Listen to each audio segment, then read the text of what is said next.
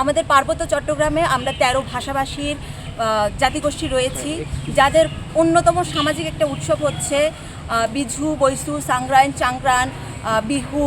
কিন্তু আমরা এই সময়টাতে এবং আমরা পার্বত্য চট্টগ্রাম থেকে আদিবাসী শিক্ষার্থীরা ঢাকা বিশ্ববিদ্যালয়ের মতো একটা জায়গায় এসে পড়াশোনা করছি, অথচ ঢাকা বিশ্ববিদ্যালয় অন্যান্য উৎসব অনুষ্ঠানগুলোতে বন্ধ দিলেও আমাদের এই যে অন্যতম একটা সামাজিক উৎসব, এই উৎসবে আমরা কোনো ধরনের বন্ধ পাই না। দেখা যায় যে এই সময়টাতে আমাদের ক্লাস থাকে, আমাদের পরীক্ষা থাকে। তো এটা আসলে কখনোই কাম্য নয়, কারণ আমরা আমাদের নিজেদের উৎসব উদযাপন করা থেকে বঞ্চিত হই এই ক্লাস এবং পরীক্ষার কারণে।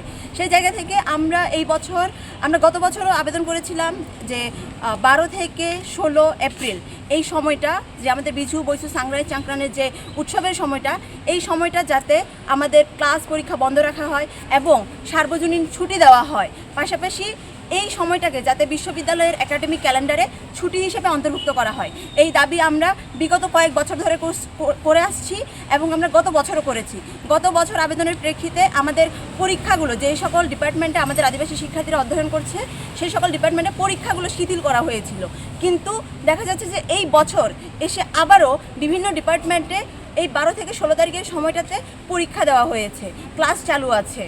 সো এটা আসলে কখনোই কাম্য নয় যে আমরা প্রতি বছর আবেদন করে আসছি, অথচ আমাদের আবেদন এখনও সেইভাবে কোনো ধরনের রেজাল্ট পাচ্ছে না বা প্রশাসন এই ধরনের কোনো ডিসিশন নিচ্ছে না। আমরা এতবার আবেদন করার পরেও তো আমরা আবার আবেদন করলাম, আমরা স্মারকলিপি জমা দিয়েছি ভিসি স্যার বরাবর, যাতে আমাদের এই 16 থেকে 12 এপ্রিল সময়টাতে আমাদের সার্বজনীন ছুটি বিশ্ববিদ্যালয় থেকে দেওয়া হয় এবং যাতে আমরা ক্লাস পরীক্ষা কোনো কিছু থেকে বঞ্চিত না হয়, তাই সবার জন্য ছুটি, এবং পাশাপাশি এই সময়টাকে যাতে বিশ্ববিদ্যালয়ের একাডেমিক ক্যালেন্ডারে অন্তর্ভুক্ত করা হয়, সেই দাবি আমরা স্মারকলিপির মাধ্যমে স্যারের কাছে পেশ করেছি। স্যার লেটারটা রেজিস্ট্রার বরাবর ফরওয়ার্ড করেছেন যাতে আমাদের এই সময়টাতে বন্ধ এই বছরে দেওয়া যায়।